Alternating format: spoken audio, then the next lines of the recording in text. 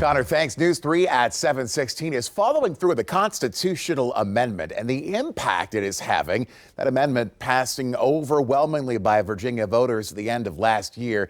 It increases the number of surviving military spouses eligible to be exempt from property taxes. But we have since learned it may actually lead to some having to pay taxes.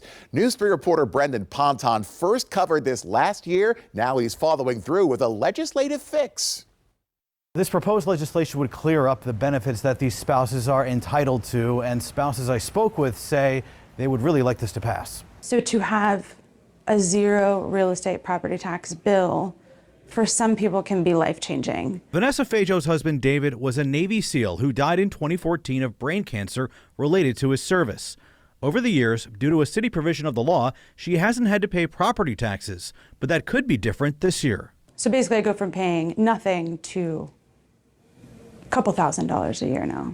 In November, Virginia voters approved a constitutional amendment that makes surviving spouses of service members who died in the line of duty exempt from paying property taxes. It added families whose loved ones' deaths were connected to their service, but weren't necessarily because they were killed in action.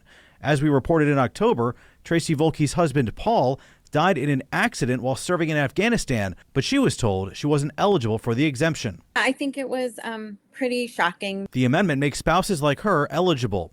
But as Virginia Beach's Commissioner of the Revenue examined what the new language means, he realized the way the exemption is calculated may actually mean some Virginia Beach spouses would potentially owe property taxes. The minutiae of taxes can be quite confusing, and I think that it was meant to be inclusive. He's worked with Virginia Beach State Senator Aaron Rouse on a fix so local governments could decide to completely exempt these Gold Star families. I'm hopeful that the General Assembly will address this matter. In addition, another bill by Virginia Beach Delegate Michael Fagans would include the spouses of service members who died by suicide in the exemption.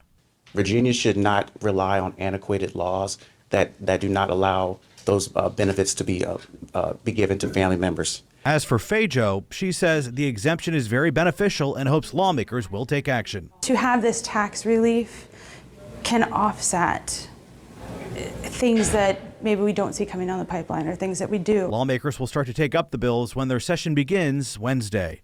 In Virginia Beach, Brendan Ponton, News 3.